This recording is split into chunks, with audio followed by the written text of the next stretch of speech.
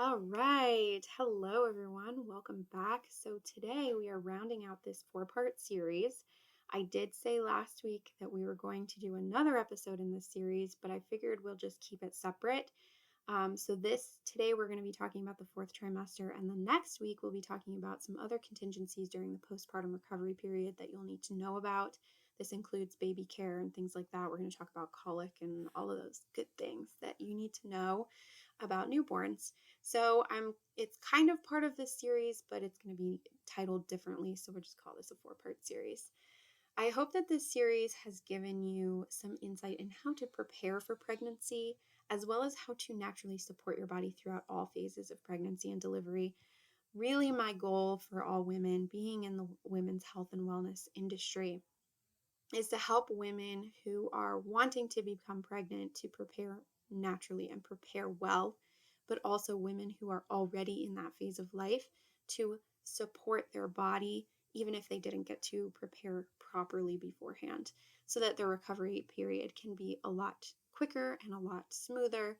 Yeah, that's my goal, and that's what I hope to empower you through this series, as well as any other episode that I put up here on the podcast.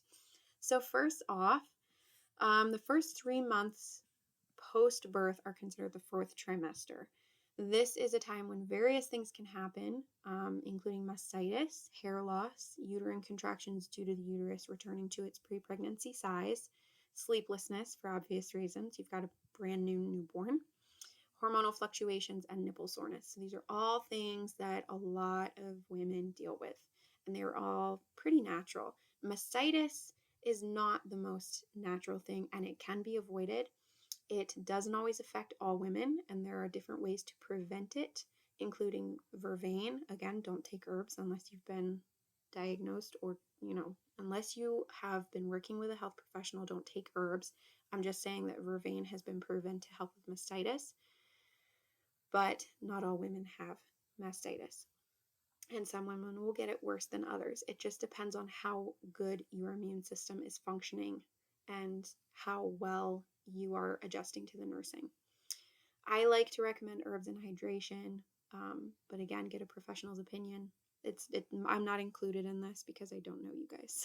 So if you are interested in getting insight into your current health status before taking any of these herbs, you're welcome to do a consultation with me, and then I can tell you if vervain would actually be a good thing for you. So aside from all of the things to expect for yourself, your baby is also going through changes during this phase as well, including becoming more aware of their new environment, learning to self-soothe, and interacting with those around them. And this is a very exciting process and period for you to be just in awe of this beautiful little human being you've created. So a few things to consider during this postpartum phase is setting limits on guests. That's number one. It's really important to take this time to really heal and to be with your baby and not meet with guests and have guests kiss and hug all over your brand new baby. So really setting limits on guests and having family members understand that there will be a visiting schedule. If you're okay with tons of people coming to your house, all power to you. But if you are more like me and you would like to not be messed with during phases like this in your life, then I would come up with a schedule for your family to adhere to, and then have your partner set up a schedule for friends and neighbors and anyone else who wants to come and see your new baby. Making sure that you have prepared meals in the fridge and freezer that are quickly heated up, or you can have a line of friends and family members ready to help you with meals. This is really important because you're going to be super tired. You're going to be taking care of yourself. You're going to be taking care of your new baby. So it's really important to have really quick meals, but they have to be healthy meals because you're going through a recovery process, okay? You have to support your body well because what you eat is ultimately going to pass to the baby. So if you are nursing what you eat, if it's nutrient dense, your baby's going to be in perfect shape for good gut flora.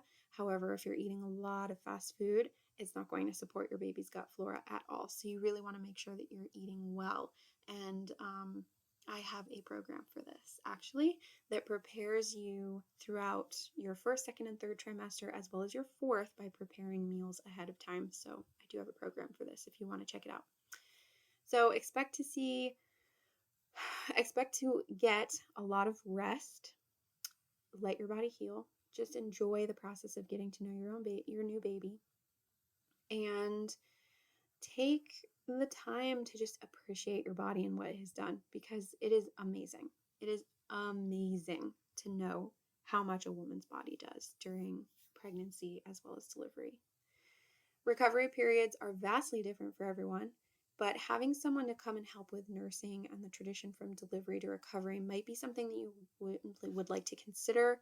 A doula helps take the pressure off of you as a new mom, especially if this is your first baby. I know a lot of women who will have doulas come in and help with that recovery period, regardless of how many babies that they've had. There are many herbs for recovery that can be considered for healing afterwards. Again, you would need to discuss this with either your doula or your midwife or a health professional like myself to figure out what would work best for you. But you can also do sitz baths. That's going to help with healing, as well as natural anti-inflammatories, heating pads, gentle massage, fiber, as in nutrition. You want to eat a lot of fiber, keep the bowel movements going. Creams for the nipples to help with soreness. Gentle movement. You can't be stagnant. You really do have to keep the blood flow going. I know it's not going to necessarily feel the most comfortable on certain days, but you have to have some sort of movement, even if it's just getting up and walking for a little bit. But also witch hazel, maxi pads, and nursing bras are all postpartum essentials that you need to consider to stock up in your house for your 4th trimester. So because we need to address the mental aspects of labor and delivery, we need to talk about postpartum depression.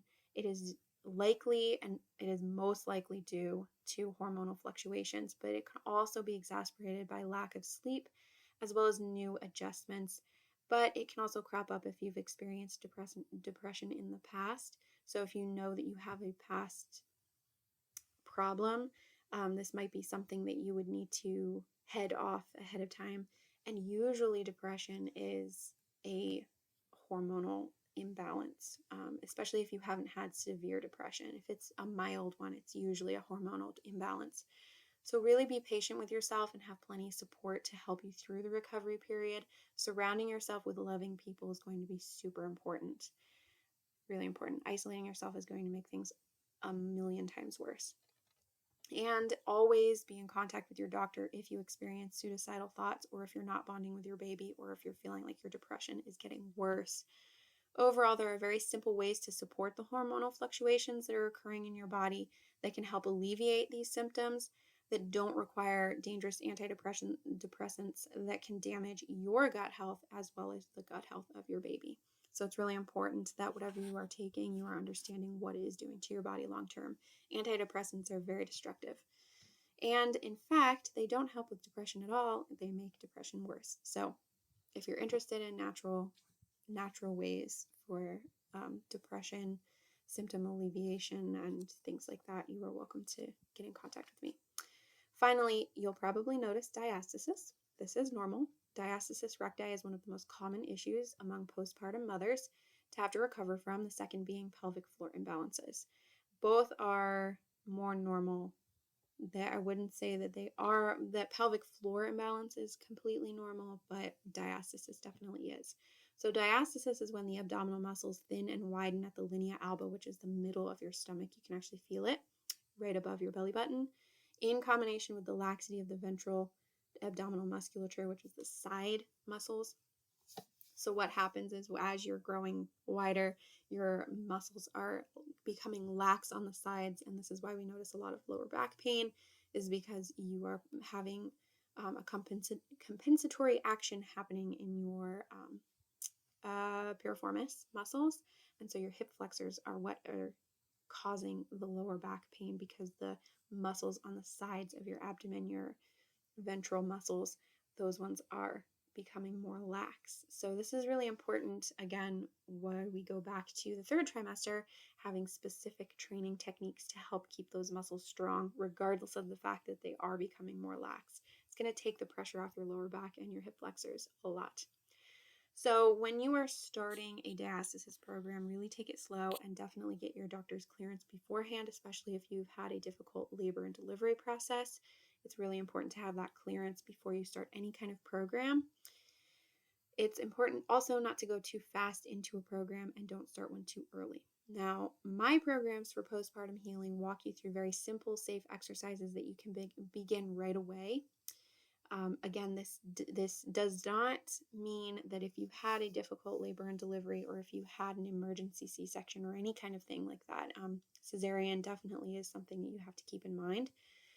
You don't want to start exercise too soon because you can actually rupture the stitches. So you want to make sure that you take your time on that one. But if you've had a perfectly normal delivery, then you can actually start certain exercises right away.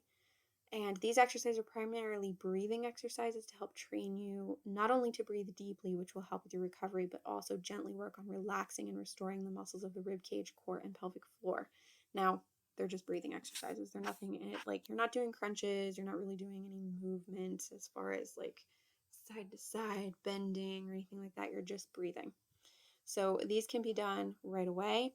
But again, we take contingencies into effect as far as C-sections go or difficult deliveries. So these are all doctor approved, and they follow you through your entire postpartum phase. So if you're interested in any of my prenatal or postpartum programs and or fitness programs, nutrition and or fitness programs, you can actually visit my website or feel free to contact me directly to schedule a free consultation to see how we can work with you.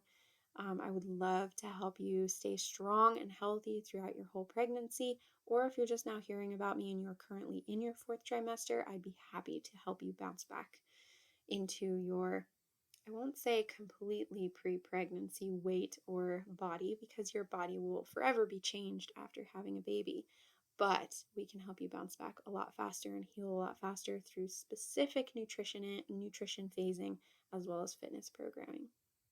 This is just such a magical time. I hope that you're able to enjoy it to its fullest and gain the empowerment you deserve as you realize how capable and amazing you really are and how amazing your body really is. I hope you've enjoyed this series. I've had a wonderful time walking you through each and every trimester. Again, next week we're going to round out this series a little bit with just some contingencies that we'll talk about regarding the recovery period as well as working with a newborn, because there are a lot of things that we don't even think about when we're new moms. So I'm very excited to share that with you guys. And in the meantime, if you have any questions, feel free to reach out. Thank you all for listening. Have a beautiful day.